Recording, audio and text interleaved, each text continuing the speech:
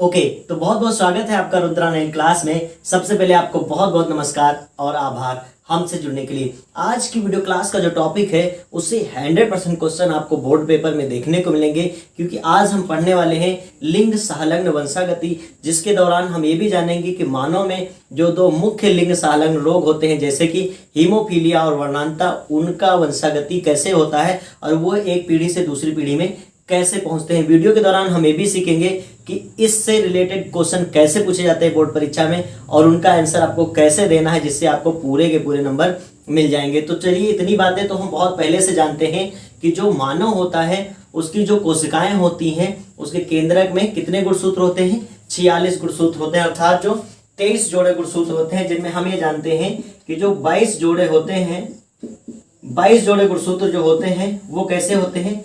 आलिंग गुणसूत्र बोलते हैं। क्या कहते हैं? आलिंग गुणसूत्र, या इनको ऑटोसोम कहा जाता है। क्या कहा जाता है?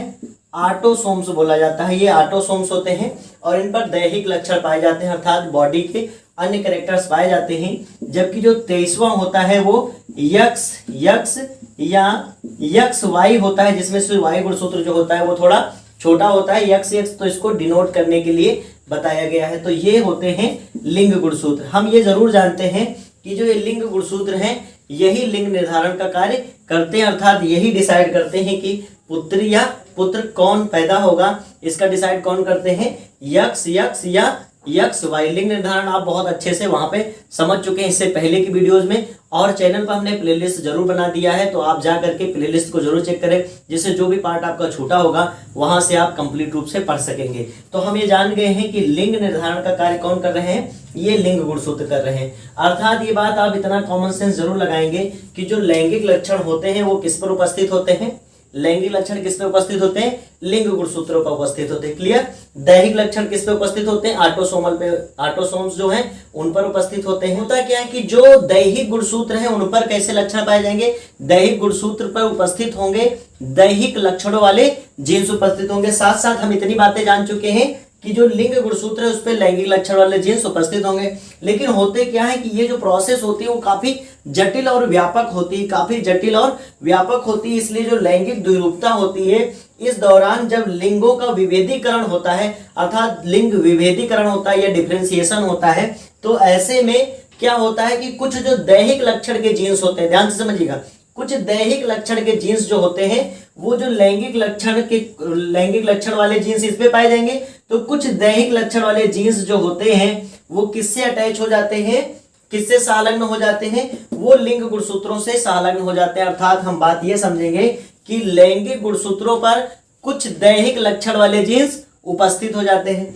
अब इतनी बात तो क्लियर हो गई कि जब लैंगिक लक्षणों का होना चाहिए वंशागति, लेकिन उनके साथ साथ दैहिक लक्षण के जीन्स भी वहां पे संलग्न हो गए हैं, तो इनके साथ साथ उनकी भी वंशागति हो जाएगी। तो कुछ और ये नहीं है, बस ये जो लिंग गुणसूत्रों पर दैहिक लक्षण आ जाते हैं, इन्हीं लक्षणों को हम कहते हैं लिंग संलग्न लक्षण या सेक्स लिंक्ड कैरेक्टर, और इनकी जो वंशागति होती है एक पीढ़ी से दूसरी पीढ़ी, उसी को हम कहते हैं लिंग संलग्न वंशागति। चलिए देखते हैं।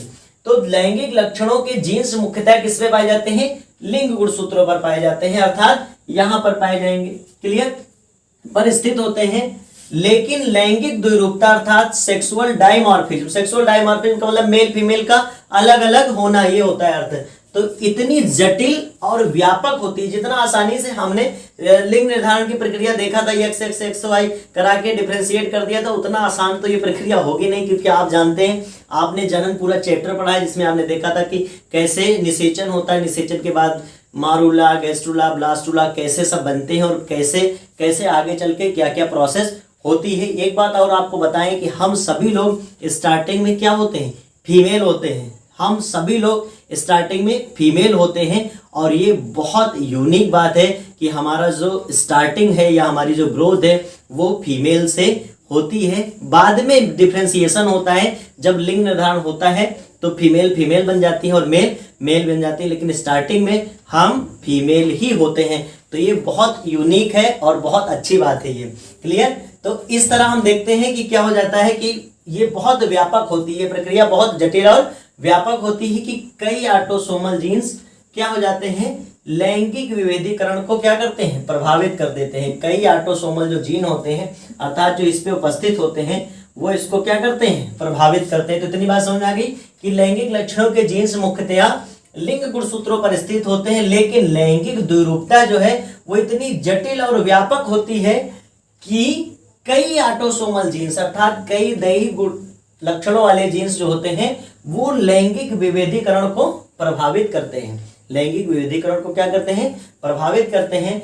और इस तरह लैंगिक गुणसूत्रों पर लैंगिक लक्षणों के अतिरिक्त कुछ अन्य गैर लैंगिक जो लैंगिक नहीं अर्थात कैसे होंगे, दैहिक होंगे, ये जर्मिनल ना होकर के क्या हो जाते हैं, सोमेटिक होते हैं अर्थात दैहिक होते हैं। तो दैहिक लक्षणों के जीन्स भी होते हैं, अर्थात हम ये यहाँ समझ जाएंगे कि यहाँ पर कुछ दैहिक लक्षण के भी जीन्स उपस्थित होंगे। अब जब ये उपस्थित होंगे तो एक पीढ़ी से दूसरी पीढ़ी में जरूर जाएंगे। होना इनको चाहिए था यहाँ पर, लेकिन है यहाँ पर तो डिसऑर्डर हो गया, नहीं हो गया।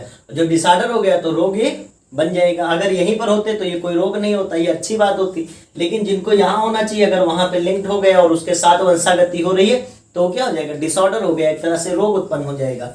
ठीक है, तो बस इन्हीं लक्षणों को हम क्या कहते हैं, लिंग सहलग्न लक्षण कहते हैं, अर्थात सेक्स लिंक्ड कैरेक्टर कहा जाता है। एवं इनकी वंशागति को लिंग सहलग्न वंशागति कहते हैं। तो ये परिभाषा आपको अच्छे से तैयार हो गई, एक बार फिर से रिपीट कर देते हैं ताकि आप कभी इसको मत भूलो। हो सके तो आप कमेंट बॉक्स में इसको लिखने का प्रयास करिए कि हाँ सर जी क्लियर हो गई है, परिभाषा मुझे जरूर तैयार हो गई है। क्योंकि हो सकता है एक नंबर में ऐसे भी क्वेश्चन पूछ ले कि लिंग सहलग्न वंशागति क्या है, सिर्फ एक नंबर में पूछ लेगा तो आपको ये आंसर, सिर्फ इतना ही आंसर देना है। तो ये बात समझ में आ गई आपको कि लैंगिक लक्षणों के जीन्स मुख्यतया लिंग गुणसूत्रों पर पाए जाते हैं, लेकिन जो लैंगिक द्विरूपता होती है वह इतनी जटिल और व्यापक होती है कि कुछ दैहिक लक्षण या गैर लैंगिक लक्षण भी लिंग गुणसूत्रों पर उपस्थित होते हैं या क्या हो जाते हैं, लिंक्ड हो जाते हैं, संलग्न हो जाते हैं। और इन्हीं लक्षणों को हम कहते हैं लिंग सहलग्न लक्षण, और इनकी वंशागति को कह देंगे लिंग सहलग्न वंशागति। तो ये पॉइंट आपको बहुत अच्छे से क्लियर हो गया। अब आगे देखते हैं ध्यान से। तो ऐसी वंशागति की खोज किसने किया था, टीएच मॉर्गन ने किया था। किन्होंने किया था, टीएच मॉर्गन जी ने किया था। और कब किया था, ड्रोसोफिला मक्खी पर अपने प्रयोग द्वारा किया था। तो इसकी खोज किसने किया था, टीएच मॉर्गन ने। किसने किया था, टीएच मॉर्गन ने। कमेंट बॉक्स में इनका नाम लिखिए, टीएच मॉर्गन नाम लिखेंगे कि इन्होंने ही लिंग सहलग्न वंशागति की खोज किया था। मानव में अब तक लगभग 120 दैहिक जो लक्षण है वो लिंग सहलग्न पाए गए हैं, अर्थात 120 लक्षण ऐसे हैं जो लिंग सहलग्न पाए गए हैं। इनको होना चाहिए था दैहिक गुणसूत्रों पर, लेकिन ये किससे सहलग्नता दर्शा रहे हैं, लिंग गुणसूत्रों के साथ। और पीढ़ी दर पीढ़ी क्या हो जाते हैं, ट्रांसफर होते रहते हैं। हमारे सिलेबस में सिर्फ 2 ही ऐसे लक्षण मौजूद हैं, या कह सकते हैं 2 ही लक्षणों के बारे में हमको पढ़ना है जिनकी वंशागति को पढ़ना है। उनके बारे में बहुत ज्यादा डिटेल या हिस्ट्री नहीं पढ़ना। जैसे हमको हीमोफीलिया पढ़ना है या वर्णांता पढ़ना है तो बहुत ज्यादा इनका डिटेल हमको बैकग्राउंड नहीं देखना है कि हिस्ट्री कब सबसे पहले हीमोफीलिया कहाँ हुई थी, किसको हुई थी, वो तो आपको जनरल नॉलेज के लिए पढ़ना है। लेकिन हमको हीमोफीलिया की वंशागति यहाँ पर पढ़ना है। अभी मैं बताऊंगा कि इससे क्वेश्चन कैसे मिलेंगे।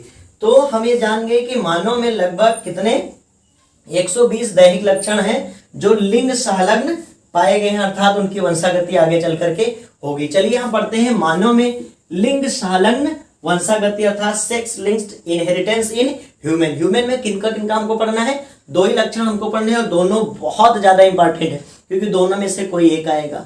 आप जानते हैं जब ऑप्शन 2 होंगे तो कोई एक ही आएगा, अर्थात या तो हीमोफीलिया आएगा या वर्णांता आएगा। तो दोनों हम कंप्लीट करेंगे ना, तभी तो हमारा वहां पे क्वेश्चन 100% हो पाएगा। क्लियर होगी बात। तो सबसे पहला है हीमोफीलिया की वंशागति, अर्थात हीमोफीलिया की वंशागति कैसे होती है एक पीढ़ी से दूसरी पीढ़ी में। और हीमोफीलिया का हमने क्या कहा कि बहुत ज्यादा आपको हिस्ट्री में नहीं जाना है। हीमोफीलिया के बारे में आपने इससे पहले जरूर सुन रखा है कि यह एक ऐसा रोग होता है जिसमें क्या हो जाता है, जब चोट लग जाती है। चूंकि हम लोगों ने देखा है कि जब कभी चोट लग जाती है तो थोड़ी देर बाद अगर हम उस पर पट्टी नहीं बंधवाते हैं फिर भी घाव भर जाता है और खून बहना बंद हो जाता है। फर्स्ट ईयर की क्लास में आपने ये भी पढ़ा था कि ये जो ब्लड क्लॉटिंग है ये एक जटिल रासायनिक प्रक्रिया है जिसमें कई प्रकार के प्रोटीन्स, एंजाइम्स और आयंस क्या करते हैं, भाग लेते हैं। विटामिन बी, आप अगर याद हो आपको कि ब्लड क्लॉटिंग में कौन सा विटामिन हेल्प करता है, तो आप हमें कमेंट बॉक्स में जवाब देंगे। मुझे बहुत खुशी होगी कि हाँ वास्तव में आप लोग बहुत अच्छा पढ़ रहे हैं। ठीक है, तो हम इतना जानते हैं कि जब भी हमको छोटी सी चोट लगती है तो क्या हो जाता है, ब्लड क्लॉट हो जाता है और वो घाव धीरे धीरे फील हो जाता है। लेकिन इस बीमारी में क्या होता है, अगर हल्की सी भी चोट लगी है तो घाव वहां पे नहीं भरता है, थक्का ब्लड का नहीं बनता और हमेशा क्या होता है, ब्लड फ्लो करता रहता है, बाहर निकलता रहता है, जिसके कारण रोगी की मृत्यु भी हो सकती है। ऐसे आप नहीं पहचान पाओगे, ऐसे रोगियों को ऐसे चलते फिरते घूमते हुए हो सकता है किसी भी को क्या हो सकता है, हीमोफीलिया हो सकता है। तो इसका परीक्षण तभी होगा जब ब्लड क्लॉट ना कर रहा हो। और ये सोचिए कि ये जन्मजात होता है, अर्थात ये वंशागति होता रहता है। एक को तो है ही, उसके पीढ़ियों में भी ये ट्रांसफर होता रहता है। चलिए बात करते हैं कि इस रोग में चोट लगने पर रुधिर का थक्का नहीं बनता है। इस रोग में चोट लगने पर रुधिर का थक्का नहीं बनता है और रुधिर क्या होता है, हमेशा बहता रहता है। रुधिर जो है वो बहता रहता है जब तक आप ट्रीटमेंट न करें। अब आप ये मत समझिएगा कि ट्रीटमेंट कराने के बाद भी रुधिर बहता रहेगा, नहीं, ट्रीटमेंट के बाद तो रुक ही जाएगा, लेकिन अपने आप ब्लड क्लॉट नहीं होगा। तो रुधिर स्राव के कारण जो रोगी है उसकी मृत्यु भी हो सकती है, उसकी मृत्यु भी हो सकती है। अब जान लेते हैं इसके फैक्ट्स के बारे में कि यह एक अप्रभावी लिंग संलग्न रोग है। यह एक अप्रभावी लिंग संलग्न रोग है जो कि अधिकतर किसमें होता है, पुरुषों में होता है। यह किसमें होता है, अधिकतर पुरुषों में होता है। हीमोफिलिक लक्षण का जो जीन अप्रभावी होता है, अर्थात प्रभावी नहीं होता है। अदरवाइज आगे हम जानेंगे कि आखिर प्रभावी क्यों नहीं है, यह अप्रभावी क्यों है, क्योंकि इसकी जब वंशागति पढ़ेंगे तो वहां मैं आपको ये पॉइंट जरूर क्लियर करूंगा। यहाँ आप इतना जान गए कि हीमोफिलिक लक्षण का जो है जीन वो अप्रभावी होता है और यक्ष गुणसूत्र पर उपस्थित होता है। इतनी बात समझ आ गई। कहां पर उपस्थित होता है, यक्ष गुणसूत्र पर। लिखिए हीमोफिलिक जीन जो होता है वो कहां पे उपस्थित होता है, यक्ष गुणसूत्र पर। लिखिए कमेंट बॉक्स में कहां उपस्थित होता है, यक्ष गुणसूत्र पर उपस्थित होता है। वाई गुणसूत्र पर इसका एलील नहीं होता है, इसका जो युग्म विकल्पी है वो नहीं पाया जाता है। तो इतनी बात आपको समझ में आ गई। अब हम देखते हैं कि मानव में इस रोग की वंशागति की संभावनाओं को हम निम्न रेखा चित्रों द्वारा समझ सकते हैं। अब यहाँ पे क्वेश्चन आपसे एग्जाम में पूछा जाता है। एग्जाम में सबसे पहले ध्यान से समझ लीजिए कैसे क्वेश्चन पूछा जाएगा, ये ज्यादा जरूरी है। वो पूछ सकता है लिंग संलग्न वंशागति से आप क्या समझते हो। क्लियर, तो जो समझते हैं, जो समझाए वही लिखना है, यानी यहां तक आपको लिख देना है। अब इसके आगे वो क्या पूछेगा, वो क्वेश्चन कुछ घुमा सकता है। जैसे वो पूछेगा कि मानव में हीमोफीलिया की वंशागति को रेखा चित्रों की सहायता से समझाइए। लॉन्ग में देगा तब 4 नंबर का क्वेश्चन, अर्थात इसको आप लिखोगे और इसको कंप्लीट आपको लिखना होगा। लेकिन कई बार ऐसे पूछ लेता है कि जैसे सामान्य पुरुष और हीमोफिलिक स्त्री के वंशागति को आप समझाइए। 1 नंबर का पूछ लिए, 2 नंबर का पूछ ले, 3 नंबर का पूछ ले, 4 नंबर का पूछ ले, उसके पास ऑप्शन बहुत है, वो किसी भी प्रकार से क्वेश्चन दे सकता है। तो यहां से क्वेश्चन ऐसे बनता है कि लिंग संलग्न वंशागति से आप क्या समझते हो, मानव में हीमोफीलिया की वंशागति को समझाइए। साथ साथ में वो दे देगा कि 2 दे देगा, जैसे कि हीमोफिलिक पुरुष तथा सामान्य स्त्री का रेखा चित्र वर्णन कीजिए, या दे दिया सामान्य पुरुष तथा वाहक स्त्री को रेखा चित्रों द्वारा इसकी वंशागति को क्या करना है, समझाना है। या दे देगा हीमोफिलिक पुरुष तथा वाहक स्त्री का दे देगा। अगर 2 दे रहा है तो 2 नंबर आपको मिलेगा, अगर 4 दे रहा है तो 4 नंबर का क्वेश्चन हो जाएगा। सिर्फ ये पूछा जाएगा कि मानव में हीमोफीलिया की वंशागति को उपयुक्त उदाहरणों द्वारा समझाइए। जो जरूरी उदाहरण उनके द्वारा क्या करना है, आपको समझाना है। तो आपको तब 4 लिखने होंगे, क्योंकि तब क्वेश्चन 4 नंबर का है तो 4 लिखने। 2 नंबर का है तो वो 2 अलग से देता है। वो डायरेक्ट क्वेश्चन में आप देखेंगे तो मेंशन करेगा कि रेखा चित्रों के द्वारा समझाइए कि सामान्य पुरुष और हीमोफिलिक स्त्री की जो वंशागति होती है या संतानों में कैसे वंशागति होगी, इसको आपको समझाना। तो ये बात समझ आएगी क्वेश्चन कैसे पूछे जाएंगे। क्वेश्चन वो कई तरीके से पूछ सकता है, बहुत इजी टॉपिक है अगर अच्छे से आपने समझा होगा। इतनी बात समझ आ गई आपको, इतनी बात समझ में आ गई। अब हम देखते हैं कि मानव में इस रोग की वंशागति को हम निम्न रेखा चित्रों की सहायता से समझ सकते हैं। और सबसे पहला है हमारा हीमोफिलिक पुरुष तथा स्त्री, सामान्य स्त्री। ऑप्शन क्या है हमारा, जो पहला है जिसको हम रेखा चित्र से समझना चाह रहे हैं, तो पहली जो संभावना है उसको देखते हैं कि क्या हो सकती है कंडीशन, हीमोफिलिक पुरुष तथा सामान्य स्त्री। तो हम लिख लेंगे हेडिंग हीमोफिलिक पुरुष, हीमोफिलिक पुरुष तथा सामान्य स्त्री। हीमोफिलिक पुरुष तथा सामान्य स्त्री। तो अब ध्यान से समझेंगे, जब हीमोफिलिक पुरुष है अर्थात हम लिखेंगे पुरुष के लिए क्या सिंबल लगाते हैं, एक्स वाई, और इस एक्स के ऊपर हम लगा देंगे हीमोफिलिक का सिंबल अर्थात स्मॉल एच। हमने एक्स पर ही क्यों लगाया, क्योंकि हमने इससे पहले पढ़ा है कि हीमोफिलिक लक्षण का जीन कहां पाया जाता है, एक्स गुणसूत्र पर उपस्थित होता है। कहां उपस्थित होता है, एक्स गुणसूत्र पर उपस्थित होता है। तो हमने ये ले लिया, क्या ले लिया, हीमोफिलिक पुरुष। ये कैसा है, हीमोफिलिक पुरुष। क्लियर। अब हमको लेना है सामान्य स्त्री। तो स्त्री सामान्य है तो इसको हम कैसे एक्स एक्स से प्रदर्शित कर देते हैं और यहां लिख देते हैं सामान्य स्त्री। बहुत ध्यान से समझिएगा क्योंकि एग्जाम में कंफ्यूजन हो जाता है, यहां लेकर के पता चले यहां से यहां ट्रांसफर होने में दिक्कत हो जाती है। तो उस दिक्कत को आपको यही खत्म कर लेना है, क्योंकि इसके चारों हमको संभावनाएं पढ़नी है। तो ध्यान से समझिएगा। अब इससे हम दो गैमीट्स बन सकते हैं, यक्स, और इसके साथ चूंकि ये लिंग संलग्न जो लक्षण है वो साथ में आएगा हीमोफिलिया का। क्लियर। और इधर हो जाएगा वाई गुणसूत्र। क्लियर। अब इसके तो दो बनेंगे, यक्स और यक्स। अब क्या कर देते हैं, इनको आपस में हम क्रॉस कराते हैं। तो देखिए ये क्या बन जाएगा, निषेचन के पश्चात ये बन जाएगा यक्स, यच और यक्स। क्लियर। अर्थात एक यक्स के ऊपर यहां पर लिंग संलग्न लक्षण हीमोफिलिया का पाया जा रहा है। अब ध्यान से देखेंगे, इसका और इसका कराते हैं तो ये हो जाएगा यक्स, यच, यक्स। क्लियर। अब इसका कराते हैं तो ये बन जाएगा यक्स वाई। क्लियर। और ये हो जाएगा यक्स वाई। तो हम देखते हैं यहां पर जो हमारे पास निष्कर्ष निकल के आ रहा है कि जो डॉटर है, ये दोनों डॉटर है। क्यों डॉटर हमने बोला, क्योंकि यक्स एक्स है और यक्स एक्स किसके लिए है, मादा के लिए है। तो जो डॉटर है वो कैसी है, वो कैरियर है, अर्थात इनको ये डिजीज नहीं हुई है, ये वाहक का काम करेंगी। क्यों, जब तक इन दोनों पर ये कैसा है, हमने कहा था अभी समझाएंगे। तो ये कैसा होता है, ये अप्रभावी होता है। और अप्रभावी लक्षण तभी दिखाएगा जब साथ में दूसरा कोई लक्षण ना हो। क्लियर होगी बात। अब ये यक्स जो है गुणसूत्र वो पूरा फ्रेश है, तो ये यहां पर लक्षण नहीं दिखा पाएगा। अर्थात ये जो दोनों डॉटर हैं वो कैसी होंगी, कैरियर डॉटर होंगी। तो यहां लिख सकते हैं कैरियर डॉटर। अर्थात ये रोगी तो नहीं है लेकिन रोग के वाहक का कार्य करेंगे, नेक्स्ट जनरेशन में इस रोग का वाहक का कार्य करेंगी। और जो यहाँ सन है वो कैसे होंगे, नॉर्मल है। चूंकि हम देख रहे हैं यहाँ पर सन में जो ये रोग ट्रांसफर नहीं हुआ है तो यहां लिख देंगे नॉर्मल सन। क्लियर हो गई बात, नॉर्मल सन। बात समझ में आ गई। तो क्या हुआ, इसका अगर हम थ्योरी लिखना चाहेंगे तो हम यही लिख देंगे कि जब हम हीमोफिलिक पुरुष तथा सामान्य स्त्री के बीच संगम करवाते हैं तो उससे चार संभावनाएं होती हैं, जिसमें से जो क्या होती है डॉटर वो कैसी होती है, कैरियर होती है, जबकि जो सन होते हैं वो नॉर्मल होते हैं। क्रॉस कैसे कराना है, इसका लेना है आपको, इन दोनों के साथ क्रॉस करवा देना है, और वाई वाले का इन दोनों के साथ कराएंगे तो जो सन है वो कैसे हो जाएंगे, नॉर्मल हो जाएंगे। तो ये पहली कंडीशन आपको समझ में आ गई। अब हम चलते हैं दूसरी कंडीशन की ओर।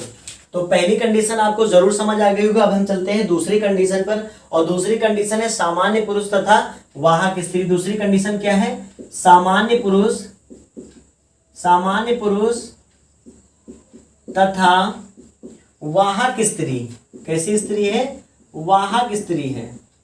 अगर आपके पास इस समय रफ कॉपी है तो आप इस पर जरूर कराएं, जिससे क्या होगा आपकी हैबिट बन जाएगी और जब रिपीट आप करेंगे तो कभी भी आपसे गलत नहीं होगा। तो हमने लिया सामान्य पुरुष तथा वाहक स्त्री। तो सामान्य पुरुष के लिए हम क्या सिंबल लगा सकते हैं, एक्स वाई।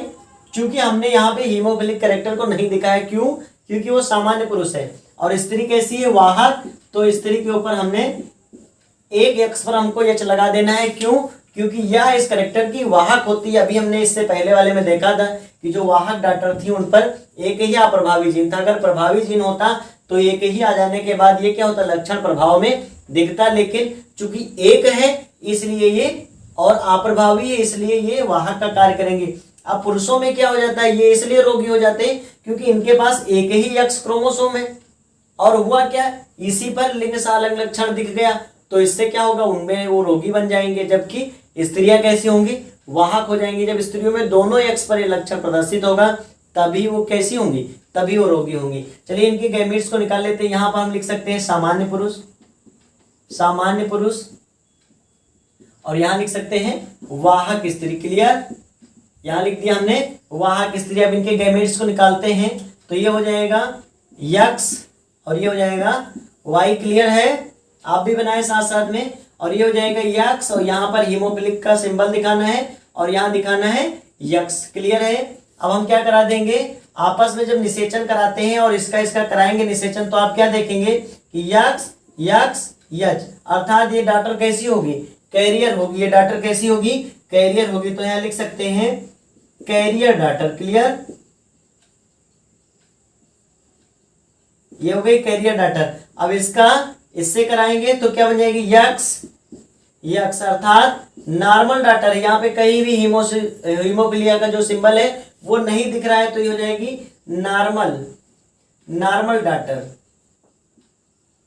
क्लियर। अब क्या कराते हैं, इसका संकरण कराते हैं, यहाँ इसका इसका फ्यूजन कराएंगे तो क्या हो जाएगा, यहाँ पे ये सिंबल शो करेगा, यहाँ पे सिंबल शो करेगा और ये बन जाएगा एक्स एच वाई। अर्थात अब ध्यान से देखेंगे, जो पुरुष है उसमें अगर एक एक्स पर ये सिंबल दिख गया तो वो रोगी हो जाएगा। अर्थात ये सन कैसा हो गया, हीमोफिलिक हो गया। ये हीमोफिलिक डॉटर, सॉरी हीमोफिलिक सन लिख सकते हैं इसको, तो लिख देंगे हीमोफिलिक सन, अर्थात ये सन रोगी होगा। जबकि ये कैसी है, नॉर्मल डॉटर है। ये डॉटर कैसी है, ये कैरियर है, अर्थात वाहक है। नेक्स्ट देखते हैं, अगर इसका इसका सिंबल कराएंगे क्रॉस तो ये हो जाएगा, इन दोनों के निषेचन से क्या बनेगा, एक्स वाई। क्या बनेगा, एक्स वाई, अर्थात ये सन कैसा होगा, नॉर्मल सन होगा। कैसा होगा, नॉर्मल सन होगा। तो यहां लिख देंगे नॉर्मल सन। अब जब इसका थ्योरी पोर्शन लिखना होगा तो आप ये लिख सकते हैं कि जब हम सामान्य पुरुष तथा वाहक स्त्री का आपस में संगम कराते हैं तो हमारे पास चार संभावनाएं उत्पन्न होती हैं, जो कि कैसी हो सकती है, वाहक, पुत्री और कैसे, सामान्य, सामान्य पुत्री। और अगला हो सकता है हीमोफिलिक सन या हीमोफिलिया पुरुष, रोगी पुरुष पैदा हो सकता है। और अगला है नॉर्मल सन। ये सन कैसा होगा, नॉर्मल होगा। इसको अगर परसेंटेज में आप लिखना चाहें तो कैसे लिख सकते हैं कि 25%। क्लियर है, 25%। ये अगर परसेंटेज में लिखेंगे तो बहुत अच्छा रहेगा, इसको लिख दीजिएगा। तो 25% carrier daughter, 25% normal daughter, 25% haemophilic son और 25% नॉर्मल सन। तो क्लियर हो गया, जो सेकेंड कंडीशन थी वो क्लियर होगी। अब ध्यान देते हैं हम लोग हीमोफिलिक पुरुष तथा वाहक स्त्री, जो कि कैसी कंडीशन है, तीसरी कंडीशन है। तीसरी कंडीशन में हम हेडिंग डाल लेंगे हीमोफिलिक पुरुष तथा वाहक स्त्री। Haemophilic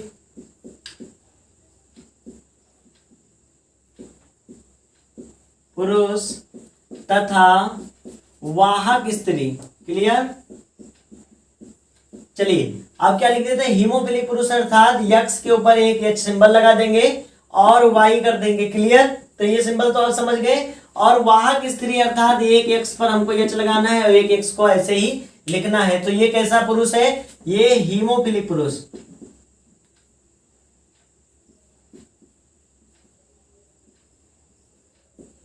clear. और ये कैसी स्त्री है, वाहक स्त्री है। क्यों वाहक है, क्योंकि इसके केवल एक एक्स पर पाया जा रहा है हीमोफिलिक लक्षण, दूसरा एक्स इसका फ्रेश है, तो इसलिए ये वाहक है, वाहक स्त्री। अब हम क्या कराते हैं,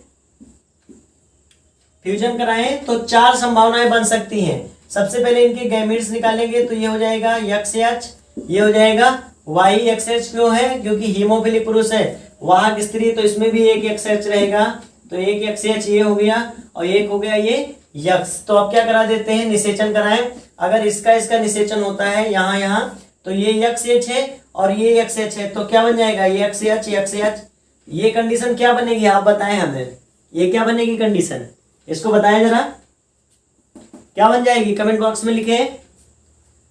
आप ऐसे लिख सकते हैं कि सी पोर्शन का यहाँ पे क्या बनेगा, सी का पहला, तो ये बन जाएगी। चूंकि देखते हैं जब अप्रभावी जो होता है जीन, अगर वो दोनों गुणसूत्रों पर उपस्थित है तो वो कैसा दिखेगा, वो लक्षण शो होगा। यहाँ दोनों गुणसूत्रों पर ये हीमोफिलिया का जो जीन है वो शो कर रहा है, अर्थात ये जो पुत्री होगी वो कैसी होगी, हीमोफिलिक डॉटर होगी। कैसी होगी? Haemophilic daughter. तो यहां लिख देंगे हीमोफिलिक डॉटर।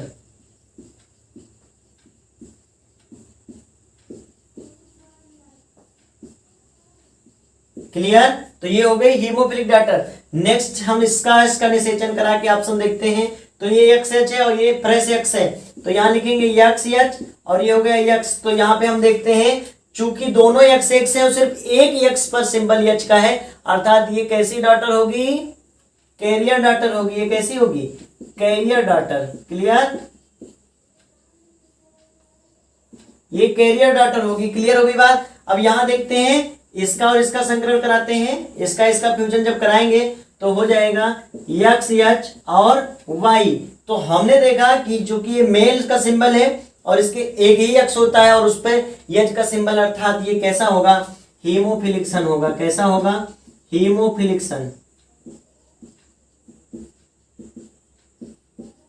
क्लियर हो गई बात? अब लास्ट में हम इसका और इसका संकरण कराते हैं या इसका निषेचन कराते हैं, तो ये हो जाएगा यक्स वाई। कैसा होगा? X Y. ध्यान से समझिएगा, इसको गलत मत करिएगा। यक्स और वाई, देखिए सभी जगह दो दो होना चाहिए, कहीं पर तीन या कहीं पर एक आपको नहीं करना है, बहुत ध्यान से कराना है। तो यक्स और वाई अर्थात ये होगा नॉर्मल सन। कैसा सन होगा?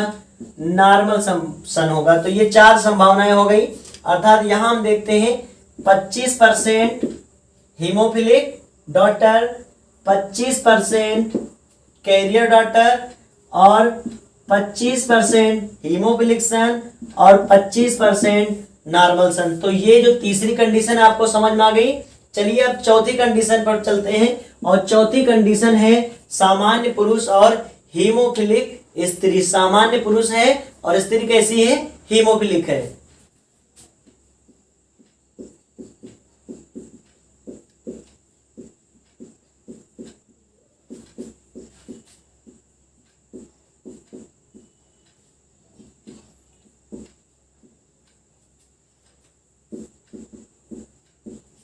सामान्य पुरुष और हीमोफिलिक स्त्री।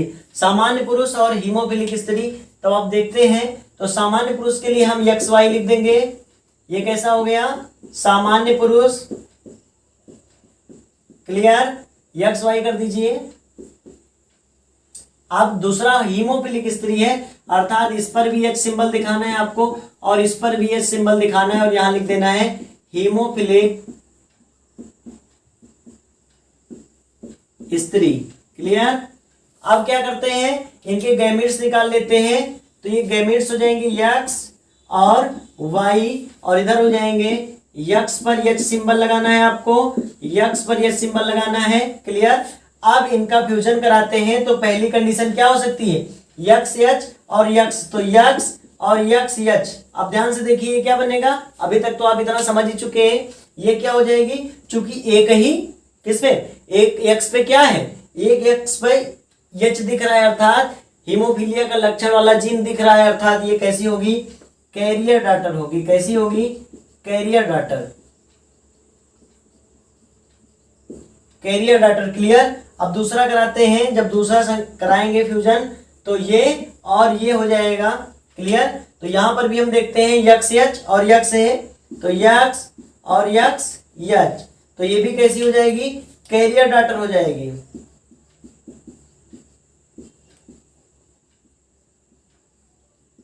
ये भी कैरियर डॉटर हो गई। अब इधर देखते हैं, अगर इसका संकरण इससे कराते हैं तो इसके निषेचन के फलस्वरूप क्या बनेगा? एक्स एच और वाई। क्लियर? तो चूंकि एक ही एक्स होता है उस पर लिंग सालंग लक्षण किसका दिख रहा है? हीमोफीलिया का, अर्थात ये सन कैसा होगा? हीमोफिलिक सन होगा।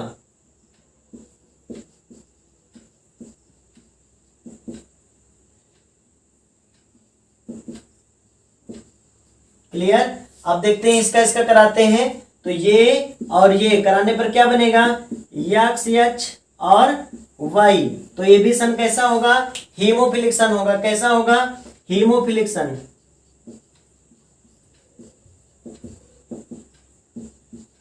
क्लियर?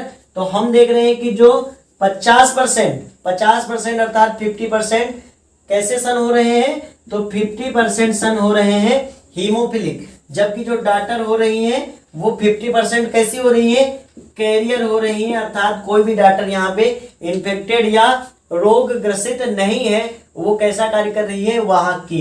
तो ये चारों कंडीशंस आपको समझ में आ गई, हीमोफिलिक पुरुष तथा सामान्य स्त्री और सामान्य पुरुष तथा वाहक स्त्री, हीमोफिलिक पुरुष तथा वाहक स्त्री, सामान्य पुरुष और हीमोफिलिक स्त्री। तो अब तक हमने लिंग सालंग लक्षण क्या है, इनकी वंशागति क्या होती है और मानव में हीमोफीलिया जो लक्षण है उसकी वंशागति को समझ लिया है।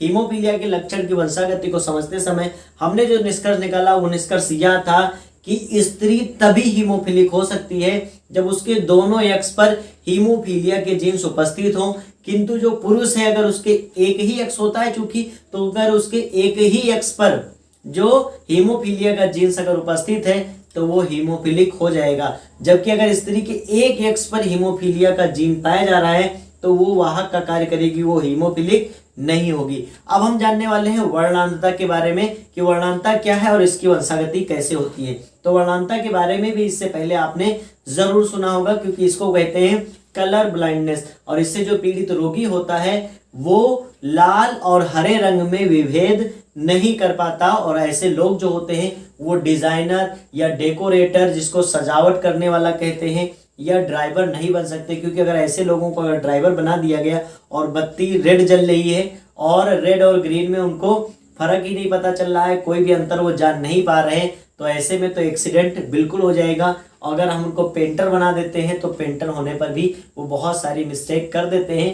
तो ये एक लिंग संलग्न रोग है और ये पीढ़ी दर पीढ़ी ट्रांसफर भी होता रहता है। ऐसे लोग आपके आसपास हो सकते हैं, लेकिन हम ऐसे पहचान नहीं सकते, चूंकि उनको तभी पहचाना जा सकता है जब उनके सामने कलर परीक्षण किया जाए आई टेस्ट के दौरान। तो बात करते हैं हम, तो इस दोष से पीड़ित व्यक्ति लाल व हरे रंग का भेद नहीं कर पाते, अर्थात अंतर नहीं पहचान पाते हैं। इसलिए इस रोग को लाल हरा अंधापन अर्थात रेड ग्रीन ब्लाइंडनेस भी कहते हैं। इसे प्रोटॉन दोष और डेल्टोनिज्म के नाम से भी जाना जाता है। तो ये दो नाम इसके और एक्स्ट्रा आप जान लीजिए। और ऐसे व्यक्ति जो होते हैं ड्राइवर, पेंटर, डिजाइनर, डेकोरेटर आदि नहीं बन सकते हैं, चूंकि क्या कर देंगे, ये मिस्टेक कर देंगे, क्योंकि इन्हें खुद अंदर पता नहीं चल पा रहा है और ऐसी कंडीशन में वो इधर का उधर कर देंगे। इसका वर्णन सबसे पहले हॉर्नर ने किया था। किन्होंने किया था? हॉर्नर ने किया था। और ये कैसा होता है? यह एक यक्ष संलग्न रोग है, अर्थात इसका जो जीन होता है वो यक्ष गुणसूत्र पर पाया जाता है। चूंकि सिलेबस में हमारे जो दोनों रोग मेंशन है, कौन कौन से, हीमोफीलिया और वर्णांतता, वो कैसे हैं, यक्ष हैं। तो अब आपको तो कंफ्यूजन नहीं होना चाहिए, क्योंकि वाई वाले तो आपके सिलेबस में मेंशन ही नहीं है। होते तो बहुत है, लेकिन सिर्फ आपको दो ही पढ़ने, ये अच्छी बात है, और ये दोनों आपको बहुत अच्छे से जरूर तैयार कर लेना है। तो कहां पर उपस्थित होता है? यक्ष गुणसूत्र पर स्थित होता है।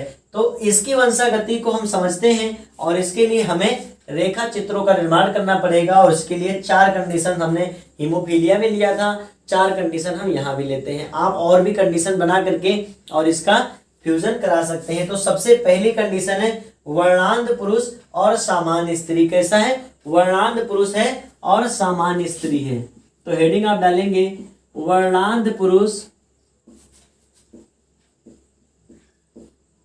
और सामान्य स्त्री। क्लियर? अब हम यहां वर्णांतता, चूंकि कलर ब्लाइंडनेस है तो इसको हम सी, स्मॉल सी के प्रतीक से दर्शाते हैं। और पुरुष कैसा है? वर्णांध पुरुष है, तो इसके ऊपर हम सी का सिंबल लगा देते हैं। यक्ष पर ही क्यों लगाया? क्योंकि हम पहले ही जान चुके हैं कि यह यक्ष संलग्न रोग है, अर्थात ये वाई पर उपस्थित नहीं होगा। इसका जो एलील होगा वो वाई पे उपस्थित नहीं होगा, तो यक्ष पे लगा देते हैं। अर्थात वाई जो है वो फ्री है, तो ये कैसा हो गया? वर्णांध पुरुष हो गया। कैसा पुरुष है? वर्णांध पुरुष है। क्लियर? अब दूसरी सामान्य स्त्री ले लेते हैं, तो यक्ष यक्ष, ये कैसी स्त्री हो जाएगी? सामान्य स्त्री। क्लियर? ये हो गई सामान्य स्त्री। अब हम इनके गैमेट्स निकाल लेते हैं, तो ये हो जाएगा यक्ष और ऊपर सी का सिंबल दिखाएंगे और वाई। क्लियर? ऐसे ही इसके दोनों निकाल लेते हैं गैमेट्स, तो यक्ष, क्लियर, और यक्ष। क्लियर हो रही बात? अब फ्यूजन करा देते हैं, तो ये बन जाएगा यक्ष सी और यक्ष। तो ये डाटर कैसी होगी? डाटर होगी चूंकि एक्स एक्स है और चूंकि एक ही अक्ष पर बात समझिएगा हमारे, एक ही अक्ष पर उसके जीन उपस्थित है, इसलिए कैसी होगी, वाहक पुत्री होगी, या इसको हम कह सकते हैं carrier daughter, carrier daughter. Clear है, ये कैरियर डॉटर हो जाएगी। नेक्स्ट हम देखते हैं इसका और इसका फ्यूजन कराते हैं तो क्या हो जाएगा, यक्स सी और यक्स, अर्थात ये भी डॉटर कैसी होगी, कैरियर होगी, तो ये हो जाएगी कैरियर डॉटर। क्लियर। अब नेक्स्ट देखते हैं, अब हम इसका संकरण या इसका फ्यूजन इससे कराते हैं तो हो जाएगा यक्स वाई, तो और नेक्स्ट इसको कराते हैं यक्स और वाई, तो देखते हैं हम दोनों जो सन है वो कैसे हैं, दोनों सन नॉर्मल है, तो यहां हम लिख देंगे नॉर्मल सन, नॉर्मल सन, और ये भी कैसा होगा, नॉर्मल सन। क्लियर। तो इसका परसेंटेज देखेंगे तो 50% career daughter, 50% career daughter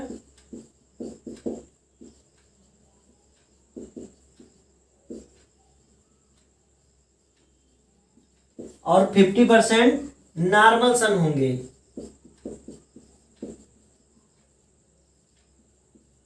exam में आपको अपनी कॉपी में जरूर इसको मेंशन करना है कि 50% कैरियर डॉटर होंगे और 50% नॉर्मल सन होंगे। अर्थात अगर हम थ्योरी नोट करना चाहेंगे तो ऐसे लिख सकते हैं कि जब हम वर्णांत पुरुष और सामान्य स्त्री के बीच संगम कराते हैं तो 4 संभावनाएं होती हैं, जिसमें से क्या हो जाते हैं, या ऐसी संभावनाएं होती हैं, आप ऐसे भी कह सकते हैं, तो संभावनाएं होती हैं कि 50% कैरियर डॉटर और 50% नॉर्मल सन होंगे। नेक्स्ट हम देख लेते हैं, नेक्स्ट है वर्णांध पुरुष और वाहक स्त्री। कैसा पुरुष है, वर्णांध पुरुष और वाहक स्त्री। तो दूसरी हेडिंग हम डाल लेते हैं, वर्णांध पुरुष और वाहक स्त्री, वर्णांध पुरुष और वाहक स्त्री। क्लियर। अब चलिए इनके प्रतीक लिख देते हैं। तो वर्णांध पुरुष को हम लिख सकते हैं यक्स, और वर्णांध है तो उस पर आपको कलर ब्लाइंड का चिन्ह दिखाना होगा, और वाई पर वाई फ्री रहेगा। और अगला है वाहक स्त्री, तो इसके भी एक एक्स पर हमको सी का सिंबल दिखाना होगा। ये कैसा पुरुष है, वर्णांध पुरुष है, और ये कैसी स्त्री है, वाहक स्त्री है, वाहक स्त्री है। क्लियर। अब इनकी गैमेट्स निकाल लेते हैं, तो गैमेट्स बन जाएंगे यक्स सी और वाई। क्लियर। यक्स सी और वाई, और इधर क्या हो जाएगा, यक्स सी का सिंबल आप दिखाएंगे और यक्स। अब इनको आपस में फ्यूज कराते हैं, तो देखिए इसका और इसका जब हम फ्यूजन कराते हैं तो क्या बन जाएगा, यक्स सी और यक्स सी, दोनों यक्स पर कैसा सिंबल होगा, कलर ब्लाइंड का सिंबल होगा दोनों यक्स पर। और सिर्फ मात्र यही कंडीशन है जिसमें स्त्री क्या हो सकती है, कलर ब्लाइंड हो सकती है, क्योंकि अगर एक ही पर होगा तो वो कैरियर होगी, ना कि कलर ब्लाइंड। तो ये कैसी डॉटर बनेगी, कलर ब्लाइंड डॉटर। क्या लिख देंगे यहाँ पे, कलर ब्लाइंड डॉटर। क्लियर। अब दूसरा देखते हैं, अब इसका और इसका कराते हैं, इससे क्या बन जाएगा, एक एक्स पर सिंबल रहेगा, दूसरे एक्स पर सिंबल नहीं रहेगा, अर्थात ये कैरियर डॉटर होगी। कैसी होगी, कैरियर डॉटर होगी। क्लियर। ये डॉटर कैसी होगी, कैरियर डॉटर होगी। नेक्स्ट देखते हैं, यहां कराते हैं तो ये कैसा हो जाएगा, इसका इसके साथ कराते हैं। क्लियर। तो ये बनेगा यक्स सी और वाई, तो यक्स सी और वाई। इससे हम देखते हैं चूंकि जो मेल होता है उसके पास सिर्फ एक ही गुणसूत्र यक्स होता है, अब यक्स पर क्या पाया जा रहा है, कलर ब्लाइंड का जीन पाया जा रहा है, इसलिए कैसा हो जाएगा, कलर ब्लाइंड सन होगा। कैसा होगा, कलर ब्लाइंड सन, कलर ब्लाइंड सन। क्लियर। अब नेक्स्ट देखते हैं, तो क्या हो सकता है, ये यक्स और ये वाई और ये यक्स क्या मिलके बना लेंगे, यक्स वाई बना लेंगे, जिससे नॉर्मल सन होगा। कैसा होगा, नॉर्मल सन होगा। तो यहां लिख देंगे नॉर्मल सन, नॉर्मल सन। क्लियर। हो सकता है कुछ पोर्शन आपको ना दिख रहा हो, लेकिन आप जरूर बना ले रहे होंगे अपनी कॉपी पर। तो हम देखते हैं कि परसेंटेज कैसा हो जाएगा। चूंकि सभी अलग अलग तरीके के हैं तो हम लिख सकते हैं 25% कैसी कलर ब्लाइंड डॉटर होंगी। अर्थात जब आप थ्योरेटिकल पोर्शन में लिखेंगे तो लिखेंगे वर्णांध पुरुष और वाहक स्त्री के संगम के फलस्वरूप कैसी संभावनाएं होती हैं। 50% कलर ब्लाइंड डॉटर की और 25 की कलर ब्लाइंड की और 25 कैरियर डॉटर, 25% कैसे कलर ब्लाइंड सन और 25% नॉर्मल सन की संभावनाएं होती हैं। तो ये आपको समझ में आ गया कि जो बी पोर्शन था हमारा वर्णांध पुरुष और वाहक स्त्री में कौन कौन सी संभावनाएं हो सकती हैं वंशागति होने की। तो ये आपको रेखा चित्र बनाना होगा। एग्जाम में बाकायदा इसको मेंशन किया जाता है कि आपको किसका किसका फिगर बनाना है। वो कंडीशंस देंगे, जैसे वर्णांध पुरुष सामान्य स्त्री दे दिया उन्होंने, या वर्णांध पुरुष वाहक स्त्री दे दिया, या ये दे दिया या ये दे दिया। अगर चारों देते हैं तो आपको चारों ड्रा करने होंगे, अगर कोई दो देते हैं तो सिर्फ दो ही आपको बनाने होंगे और उनका रिजल्ट आपको लिखना होगा। चलिए अब हम तीसरी हेडिंग जो है हमारी, तीसरी हेडिंग होगी सामान्य पुरुष और वर्णांध स्त्री, उसको देख लेते हैं। हेडिंग डाल लेते हैं सामान्य पुरुष व वर्णांध स्त्री। सामान्य पुरुष व वर्णांध स्त्री।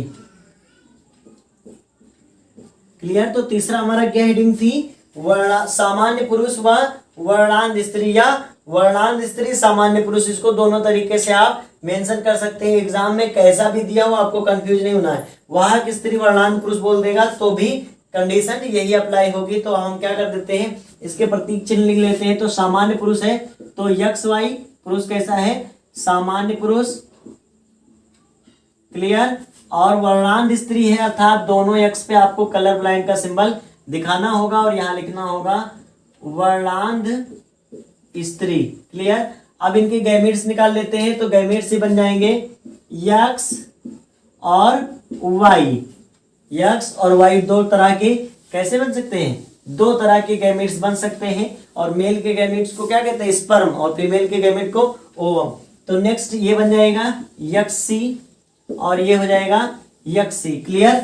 अब इनका क्या करते हैं, इनको आपस में फ्यूज कराते हैं। तो यक्स और यक्स सी कैसे बन जाएगी डॉटर, कैरियर डॉटर। तो यक्स यक्स सी ये डॉटर कैसी होगी, कैरियर डॉटर होगी। कैसी डॉटर होगी, कैरियर डॉटर होगी।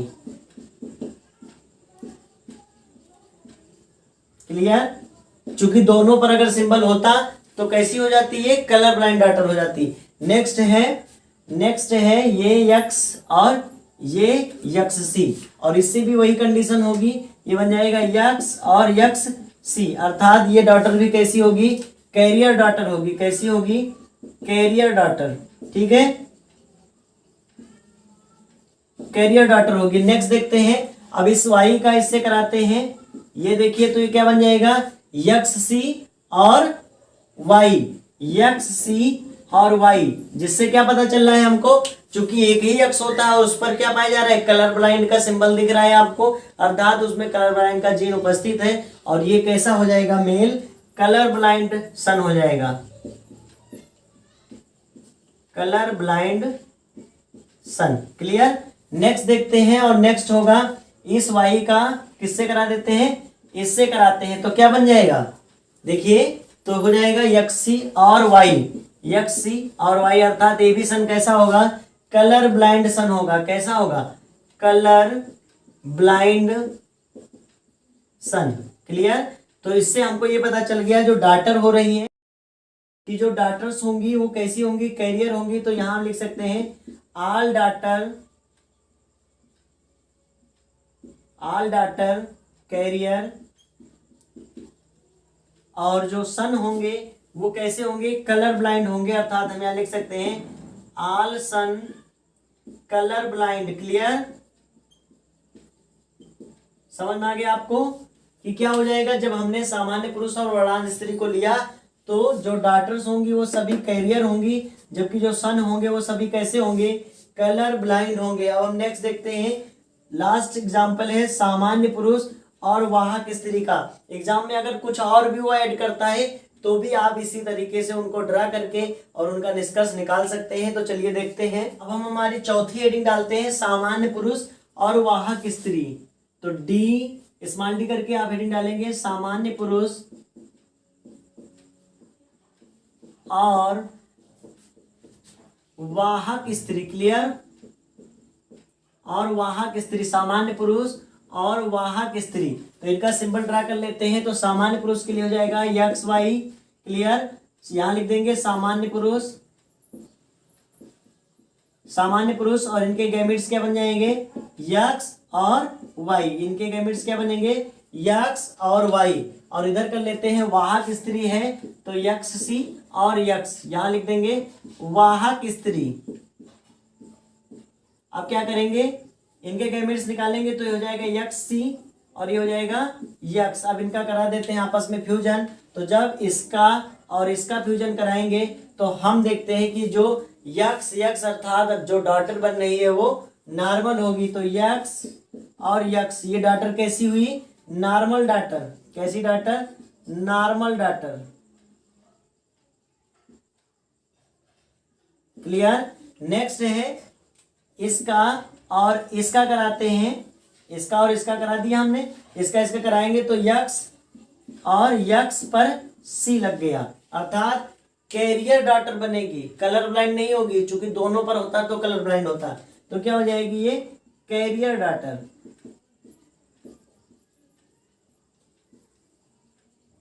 Carrier daughter. क्लियर? नेक्स्ट देखते हैं।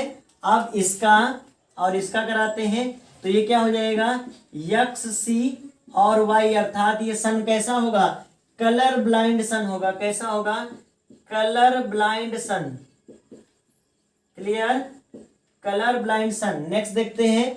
तो इसका और इसका कराते हैं तो क्या बन जाएगा, ये यक्स और वाई अर्थात नॉर्मल सन होगा। कैसा होगा, नॉर्मल सन होगा। तो यहां लिख देते हैं नॉर्मल सन।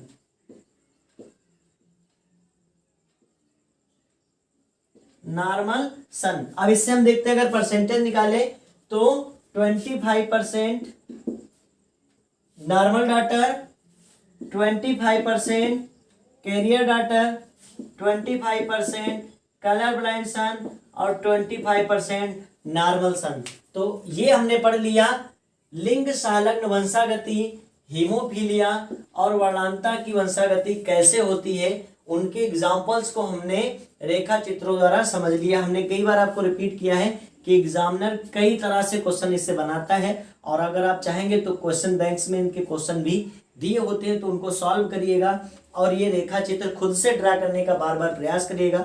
इस वीडियो को 2 से 3 बार जरूर देखिएगा जिससे ये टॉपिक आपको हमेशा के लिए याद हो जाए और एग्जाम में आपको 3 से 4 नंबर पूरे के पूरे मिल जाए। अगर वीडियो को आपने यहाँ तक देखा है तो प्लीज़ वीडियो को लाइक ज़रूर करिएगा। साथ साथ में ऐसे ही अन्य वीडियोस को देखने के लिए आप हमारे चैनल को ज़रूर सब्सक्राइब कर लें और अपने दोस्तों के साथ इस वीडियो को अगर शेयर करेंगे तो हमें बहुत अच्छा लगेगा। चलिए मिलते हैं नेक्स्ट वीडियो में, तब तक के लिए आपको बहुत बहुत धन्यवाद। नमस्कार।